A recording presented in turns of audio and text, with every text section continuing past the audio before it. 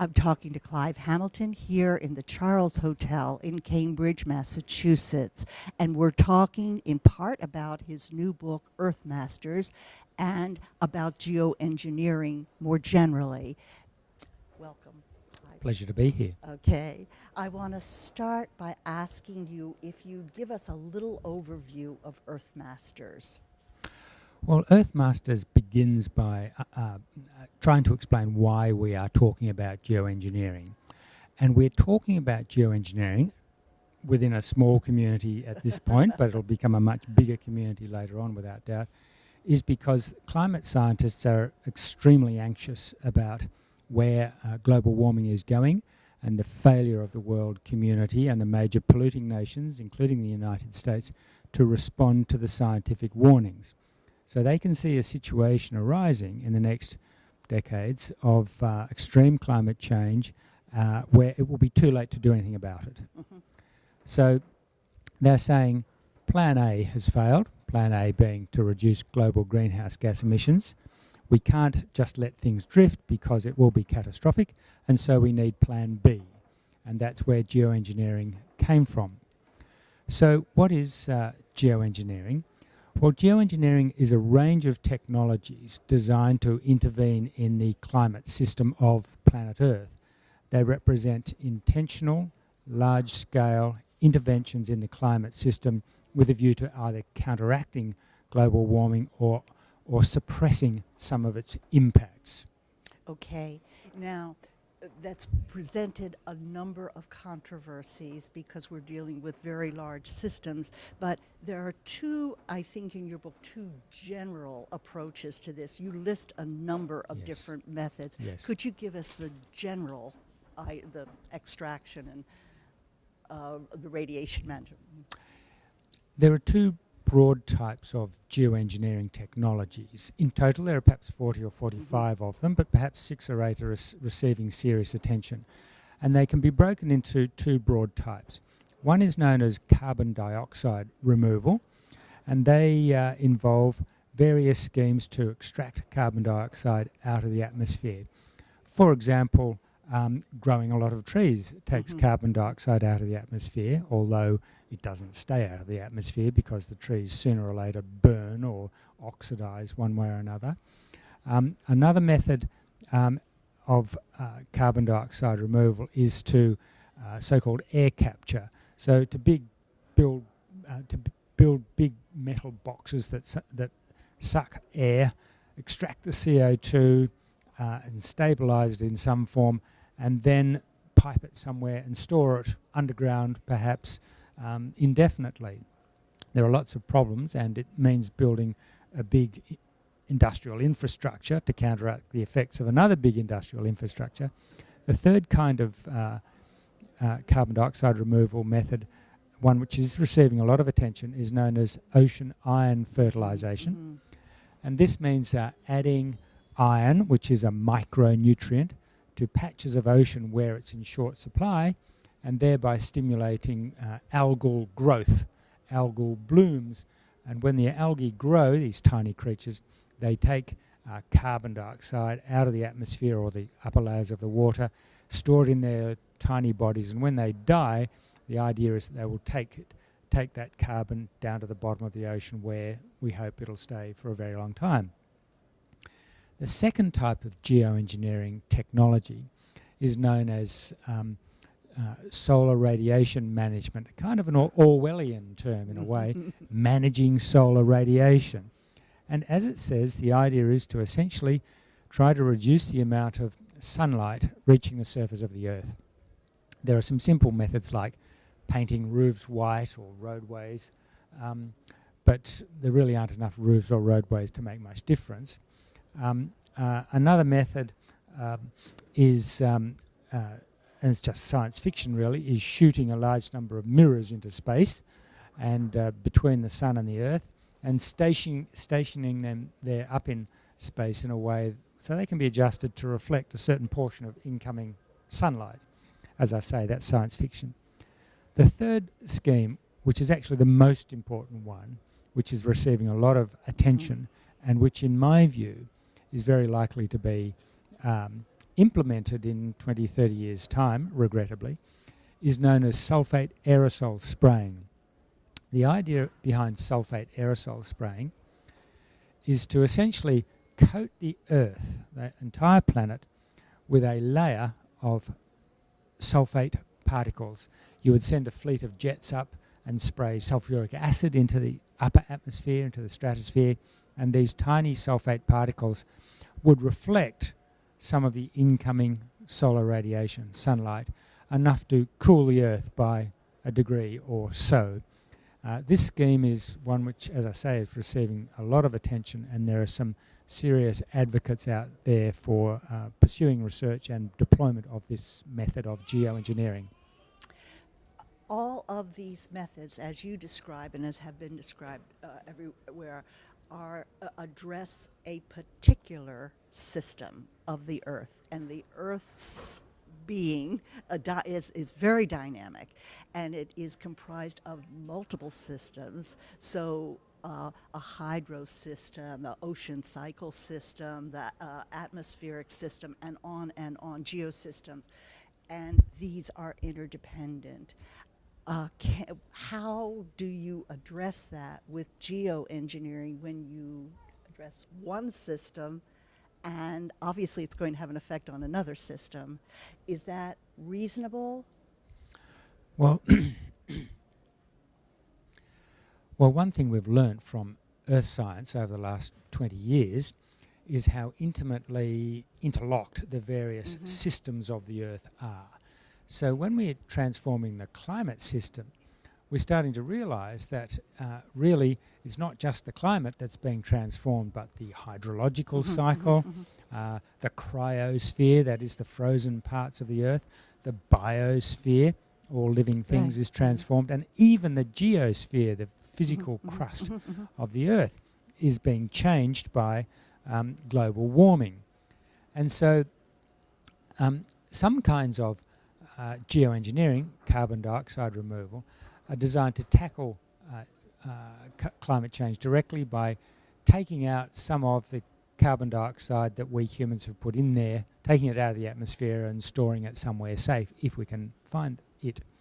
And so that's obviously preferable to the solar radiation management methods like sulfate aerosol spraying, which are really targeted at only one of the symptoms of climatic change, and that is the warming of the planet. Now, it's an extremely important symptom, but there are others. So, for example, if we reduce the amount of solar radiation reaching the Earth, but we continue to put carbon dioxide into the atmosphere, then we're doing nothing to offset the acidification of the oceans, which are already starting to have an effect on the capacity of some forms of marine life, anything with a shell basically, to survive and propagate.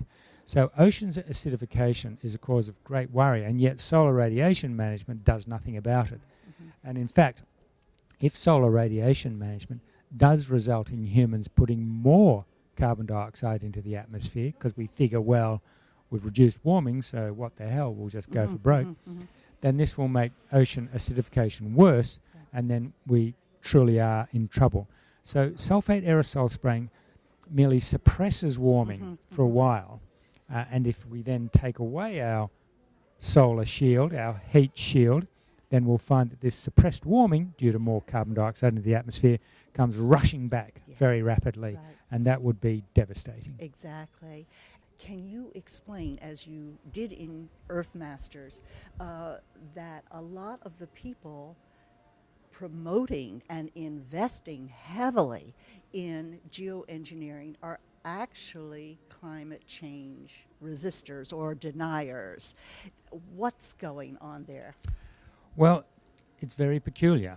First, it should be said that most of the scientists who are engaged in research in geoengineering are doing so for good motives. They're extremely concerned about global warming, and they feel as though that the Earth is unlikely to implement Plan A, and so we must have Plan B to head off catastrophe. There are other eminent climate scientists who think it's completely nuts.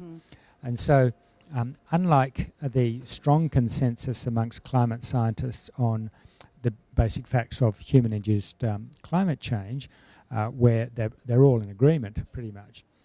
In the case of geoengineering, there's strong disagreement in the climate community, those qualified to speak, over whether it's a good idea to research or whether it's just crazy and we should not even try it. But what we've noticed, and I go into a lot of detail about this in Earthmasters, is that now that there is a scientific community researching and advocating for geoengineering, they've attracted a range of other players, some with motives that are much less admirable. They include people with money who want to can see dollars for themselves coming out of it. There are some pretty dodgy characters being drawn into it. But also more interestingly, and in a way paradoxically, what we're seeing is that a number of groups that have climate deniers, organisations, particularly conservative think tanks, that have for years fought against not just measures to reduce America's greenhouse gas emissions, but have denied the whole science of climate change, and now backing geoengineering. And so we have groups like the American Enterprise Institute, a very major business lobby group, the Cato Institute, a respected conservative think tank, and even the Heartland Foundation, which is not respected by anyone with two grey cells to rub together because they're completely crazy. You only have to go and look on the web and see what they've been up to. But here you have this bizarre phenomenon of these groups that have denied the reality of human-induced climate change for decades, now saying, but we support geoengineering. Right. So how can you support a solution to a problem you say doesn't exist? Exactly. So this is, on the face of it, a paradox, a conundrum, until you study the issue a bit more and you realise that they've rejected the science for many years, but they're not really, they are rejecting the science, but not for scientific reasons, they're doing it for ideological reasons. They don't like what climate science stands for and the implications of it if we take it seriously and decide to respond. So geoengineering comes along, and the ideological, political implications of this solution to climate change seem to them to be completely different. Because if you think about it, climate change represents in some ways a really drastic failure of the free enterprise system. But geoengineering can be read as a triumph of human ingenuity. Instead of vindicating environmentalists' warnings, which is what climate science does, geoengineering just exposes the greenies' lack of faith in the capacity of humanity to respond to this another problem that we face. And so if you accept climate science, there's a kind of humility you have to adopt. You need to be humble in a way when you come up against the fact that we humans have been so profligate in our resource use and our dumping of our wastes in the atmosphere that we are transforming the planet in ways damaging to human life and other forms of life. But in the case of geoengineering, we don't have to be humble. It's the reverse. We can actually go out there and conquer nature. Yes, more of the same. More of the same, but instead of applying it to local environments, to river basins and mountains and prairies and so on, what we're doing is we're going to take on the whole Earth. We're going to master not parts of the natural world, but the Earth system as a whole. And so for people like the conservatives in these think tanks, this, for them, is in a way the complete vindication of the manifest destiny of humankind.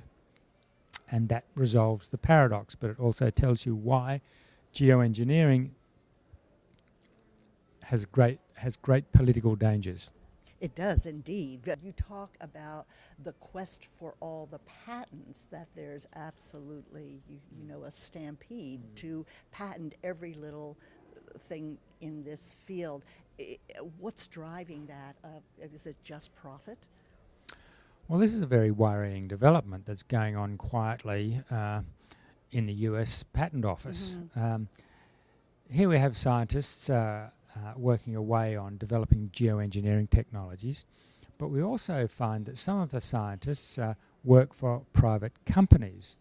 And those private companies, or the individual scientists themselves, have come up with methods to geoengineer the planet, and so they've rushed off and taken out a patent on it. Now, when you consider the scope and seriousness of human-induced climate change, we could approach a situation when the world has to go cap in hand to some private company or entrepreneur, asking them if they're willing to sell their intellectual property rights so that we can save the world from catastrophe. Yes. I mean, this is lunacy. Right. And yet the US Patent Office is handing them out, these patents left and right. Now, why they're doing that can only be out of ignorance. They don't understand what is at stake. And so it's worrying too that some university researchers who are prominent in the geoengineering debate also have their names on patents registered at the US Patent Office. Right. So that is a bit alarming. Okay. You mentioned that the Patent Office might be a little ignorant here, but there are two other ignorances that I'd like to ask about, if you wouldn't mind. And one of those is that geoengineering advertises models, that we're modeling these techniques, and the models will show us to a large extent whether a particular approach, a method, is viable. And one of the difficulties with models with these complex systems is that there may be limited data. What's your judgment about the data available to these models, or about these models in general? Well, global climate models have become much more sophisticated in the last 10 to 20 years, and they essentially try to capture relationships between the major variables that influence the climate system. And they need huge amounts of data in order to run and to make them match their historical record and make projections about the future. And in some senses, climate scientists have made great advances in that respect. But when we come to geoengineering, we have a particular problem of data, and that is this. And this is something that's been pointed out by the climate scientist Alan Robock, who's critical of geoengineering and particularly sulfate aerosol spraying. He has said that if we implement sulfate aerosol spraying to its full extent to try and offset or reduce human-induced warming of the planet, then we will need at least 10 years of data before we can separate out the effects of our solar shield of sulfate aerosol spraying from other factors influencing the variability of the climate, namely natural factors and also human-induced warming, extra CO2 in the atmosphere as well. So if we're going to need 10 years of data before we can decide whether the solar shield is being effective, then we'll be flying blind for 10 or more years. And so this seems to be an extraordinary risk to take, that we won't know whether the system is working for a decade or more until after we've implemented it. So if it has some huge and disastrous effect on the climate system that we did not foresee, it's going to take a long time before we know about it. And in the meantime, the chances are that the constituency that's formed behind geoengineering will have a commercial, political and ideological interest in seeing this system pursued. One factor we did not mention earlier, which I think is important in this, is the role of Bill Gates. Absolutely. Now, this is very interesting. To be a philanthropist. Well, Bill Gates is playing an important role in geoengineering research. He's provided a fund of several $1 million to, which is operated by two of the key geoengineering researchers, David Keith and Ken Caldera, who use it to fund research and to conferences and so on. But Bill Gates also has invested in some geoengineering companies, and you can actually find his name on a couple of patents for geoengineering technologies. Now, it should be said that Bill Gates spends vastly more money on other things, and this has compared to all of the billions, this is a relatively modest amount that he spends on geoengineering. Nevertheless, he's quite invested in the idea. Now, people say to me, well, if we're going to have billionaires investing in geoengineering, isn't it better to have Bill Gates, who at least is motivated by honourable objectives, he cares about the climate, rather than the Koch brothers. Who are also heavily, I think, who are invested in and the oil companies in denying the truth. I should mention that the oil companies are already dipping their toes in geoengineering. So what's wrong with Bill Gates? Well, my problem is not with Bill Gates' motives in putting some millions of dollars into geoengineering research. It's the kind of worldview that he brings to it. Essentially, when Bill Gates talks about climate change and geoengineering, he believes that what we need is a kind of killer app to deal with the problem. Yes, as I think you mentioned it in your book. That's yes. It's the Silicon Valley approach to everything. Approach to everything. What we need is some brilliant, crazy people who stay up all night drinking Coke and eating pizza, who will suddenly come up with a solution. I mean, really. And so he's been very critical of renewable energy. I mean, we have the the technology. Yes. It's not a technological problem. It's a political and social problem. Yes. And so this killer app that Bill Gates wants to come up with is not going to solve the social and political obstacles to doing what we must do. Right. One more thing having to do with our ignorance in some areas. You are very familiar with the level of ignorance on science in our Congress by many prominent people, and you mentioned a few in Earthmasters. But is this a general problem in the world? We have a severe problem here where people in charge of committees, science committees, and really haven't made it as far as evolution yet, much less something this complicated. Yes. What's your idea on that? Well, perhaps many Americans don't really care, but, the rest of the world looks on with absolute astonishment. Yeah, right. Because what we see in the US with creationism and with climate science denial is really an all-out attack on the Enlightenment project. Yes. We in modern times think of ourselves as rational creatures who assess the world and where it's going and make decisions about what is in our own best interest. But that kind of Enlightenment vision has collapsed in large parts of the United States. And it is shocking to many of us to see a large minority, perhaps even a majority, in the US Congress who reject the essential principles of climate science, which is a body of science which has an extraordinary degree of evidence, both practical and in theory, backing it. It's overwhelming. But, when I as an Australian say this, we should bear in mind that my countrymen and women a few weeks ago elected a new Conservative government with at the helm a Prime Minister who is a climate denier. And the United States has exported this attack on climate science, which appeals to Conservative politicians who essentially hate environmentalism. Yes. I mean, that's the core of it. Right. They do not want to allow environmentalists to win this battle. And if that means rejecting science, so be it. And so, particularly in the Anglophone countries, the denial machine, which was created by the fossil fuel companies in the 1990s, as Naomi Oreskes has documented in great detail, is now enormously powerful in this country, and it's been exported particularly to Australia, to Canada, to some degree the United Kingdom, New Zealand and one or two other countries.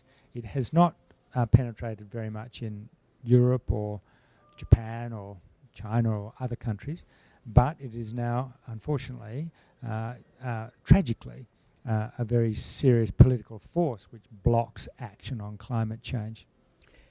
You're an ethicist by trade, and your book, I think, is singular in going into some of ethical issues. Would you please give us a synopsis of what you have to say about the ethics of this issue?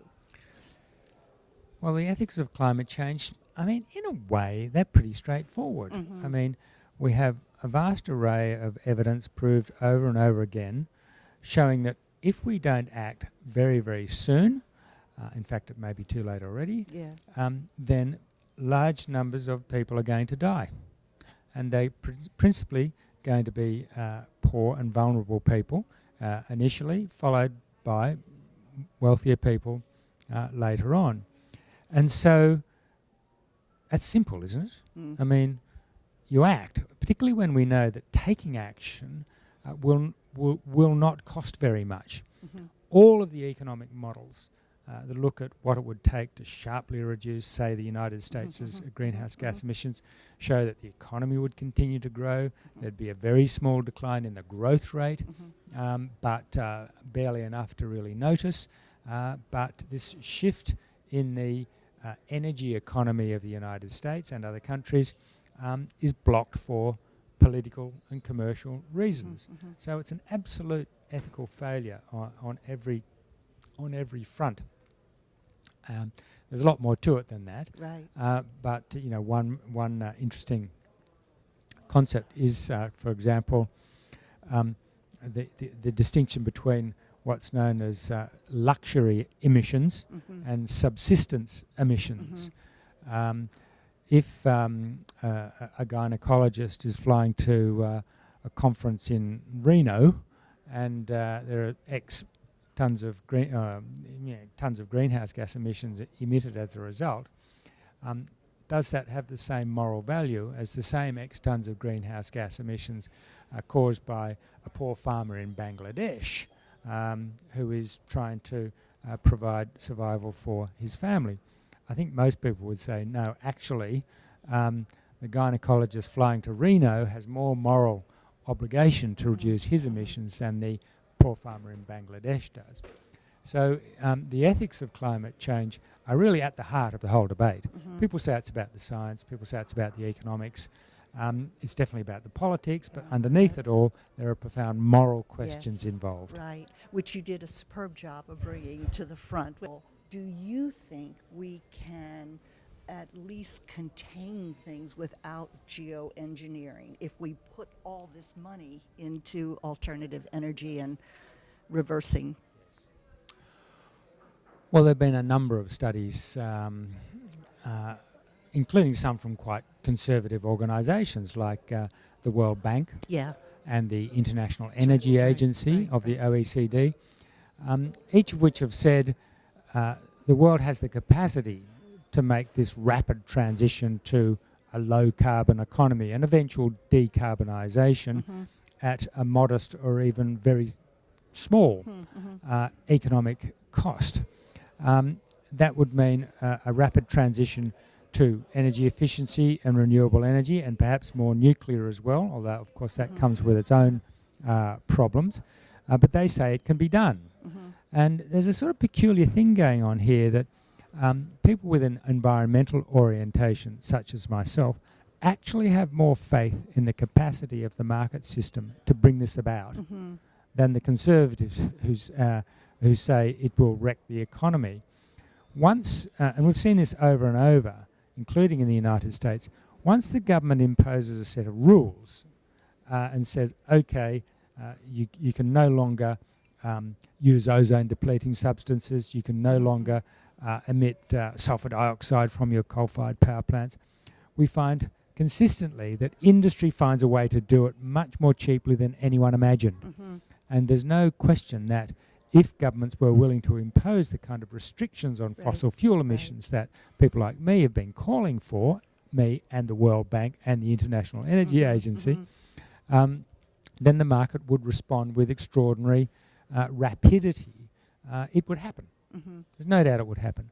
And the geoengineering would be rendered completely redundant. But of course, there are those who don't accept the evidence, don't accept the facts, or do accept the evidence and the facts, have decided that they personally or their companies are going to suffer from this restructuring and therefore oppose it. In other words, they put their corporate and personal interests ahead of those of the world. Right. Given that there's this huge money investing in the wrong thing, in the wrong direction in the geoengineering here, and given that the political forces in a good part of the world seem to at least be guilty of foot dragging, if not ignorance, even if they understand the problem. What can the public do? So we have a sizable number of people in the world who, if they knew what to do, I think would do. What's your solution? Well, at a general level, there is only one solution for people, and that is to become politically active. Yeah. Mm-hmm. This is not an individual problem. We're not going to change the world by changing our individual consumption habits. Mm-hmm. This collective problem has to be responded to collectively, and that is by imposing restrictions on fossil fuel consumption, right, and particularly greenhouse gas emissions. So that requires far-reaching policy change, and that's only going to happen when people become politically active, and there's a whole lot of ways you can do that, and demand that our governments take this question seriously. You know, the economists and the policymakers, actually, they all know what to do. It's just a question of finding the political impetus to see that pushed through. And that, at the moment in the United States, what we're seeing is that the political anger is on the other side. It's from the Tea Party types who naturally gravitated towards climate science denial.